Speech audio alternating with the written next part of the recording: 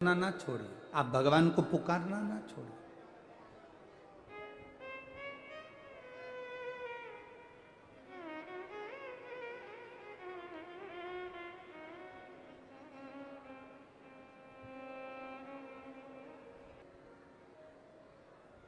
जब हम भगवान को बारंबार आमंत्रण देंगे, जब हम भगवान को बारंबार पुकारने का प्रयास करेंगे, वो सुनेगा जरूर। एक शिव जी का भक्त था, उसका नाम था मदन। वो भोलेनाथ जी का बड़ा बड़ा भगत था। मेरी राजगढ़ की जीजियों और मेरे भाई जितने भी बेटे हैं, राजगढ़ के जितने भी मेरे भाई बंधु, मेरे जीजा उन बैठे हैं, बड़ी सावधानी से सुनना कथा। राजगढ़ को 5 दिन की कथा मिली है, आज कथा का दूसरा दिन है। 1 मिनट की भी कथा किसी के कारणवश आपकी ना छूटे, क्योंकि आप दिल से बहुत दूर दूर से कथा सुनने आए हो। तो बाबा से प्रार्थना करना कि हमारी कथा हम सुनने के लिए आए हैं, और सुना है जो दिल से सुनता है तो वो दिल से लुटा कर भेजता भी जरूर है।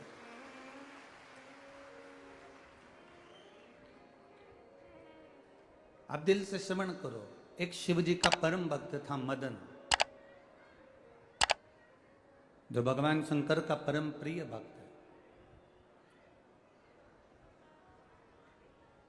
आज तक भगवान शंकर ने उसको कभी दर्शन नहीं दिया।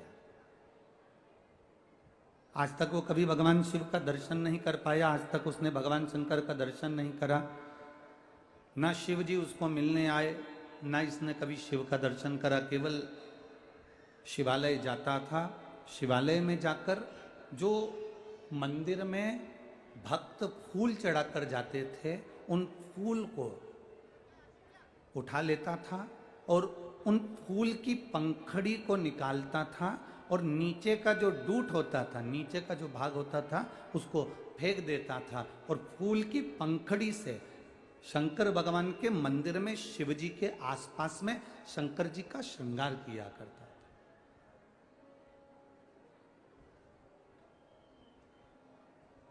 वो केवल शिव जी का श्रृंगार करना जानता था, उसके अलावा उसको कुछ आता नहीं था।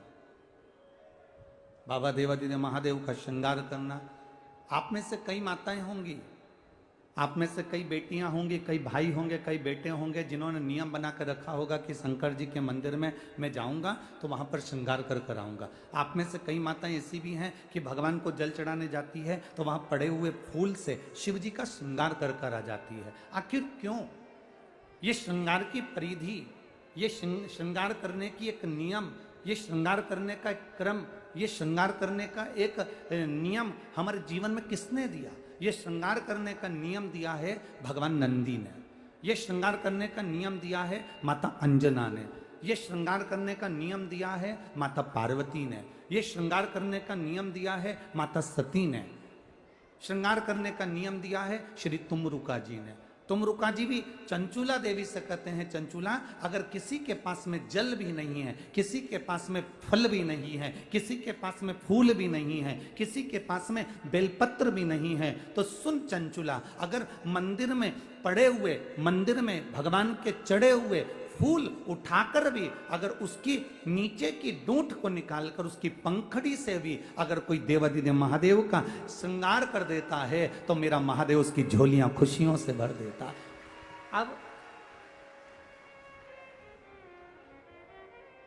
अब आप लोग कहेंगे गुरुजी पंखड़ी में और फूल में क्या अंतर है? थोड़ा समझिएगा बहुत सावधानी से।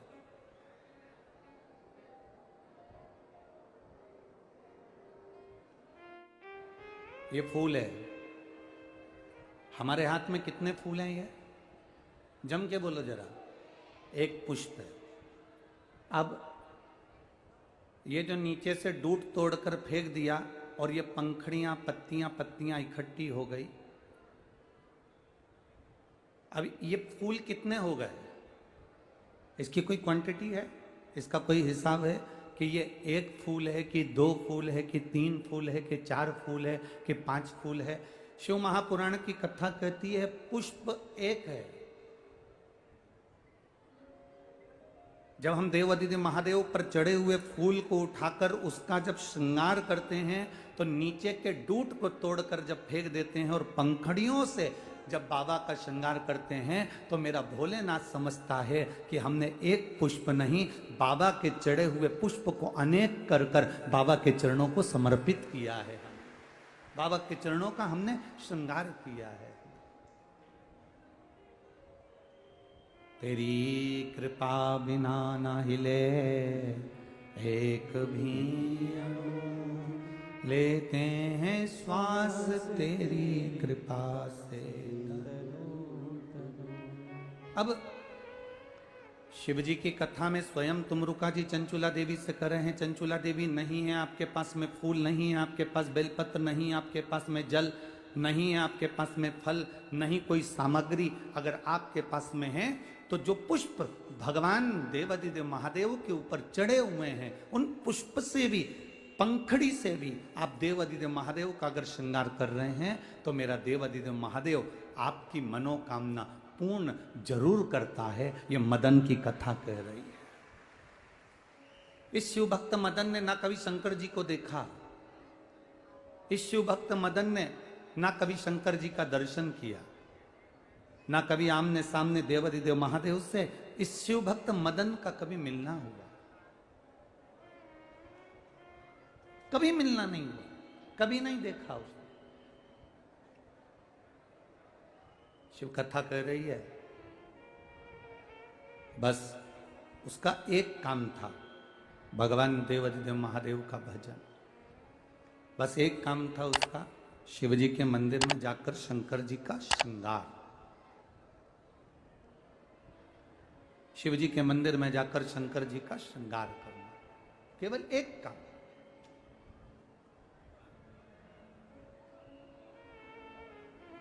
आप में से कितने लोग बैठे हैं जो शंकर जी के मंदिर में कभी कभी भी श्रृंगार कर देते हो? हाथ उठाओ जरा। बहुत सारे हो, कभी कभी श्रृंगार कर देते हो ना? ठीक ठीक, रखो रखो, रखिए। अब उसका फल देखिए। मदन की चर्चा पूरे नगर में फैल गई, मदन की चर्चा पूरे नगर में फैल गई कि मदन शिव का भक्त है, शंकर का उपासक है, शंकर की आराधना में लगा रहता है, शंकर के गुणगान में लगा रहता है। ये पूरी दुनिया में चर्चा हो गई। जो नगर में मदन रहता है उस मदन के नगर में हर जगह पर सूचना हो गई कि मदन शिव की भक्ति करता है, शंकर की उपासना करता है, शंकर का गुणगान करता है। समय आया,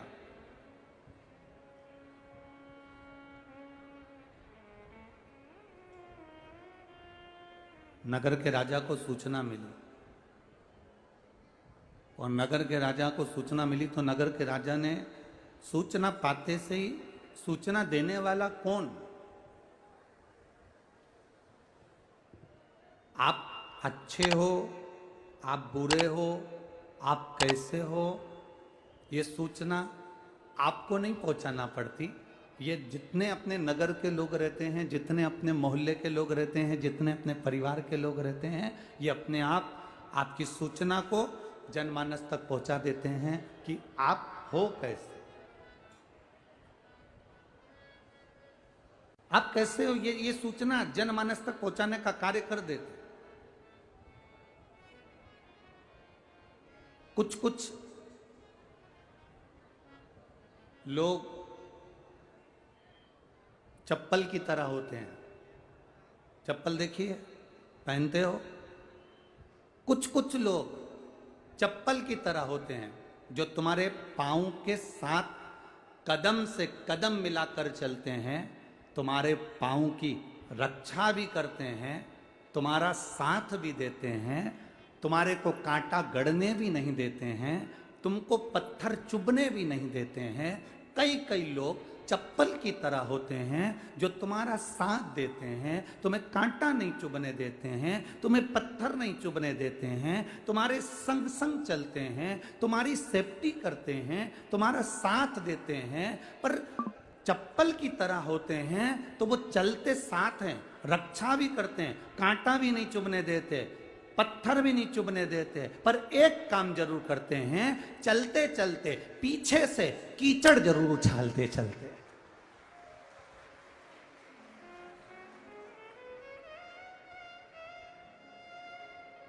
चप्पल क्या करती है? तुम्हारी सेफ्टी करती है, तुम्हें कांटा नहीं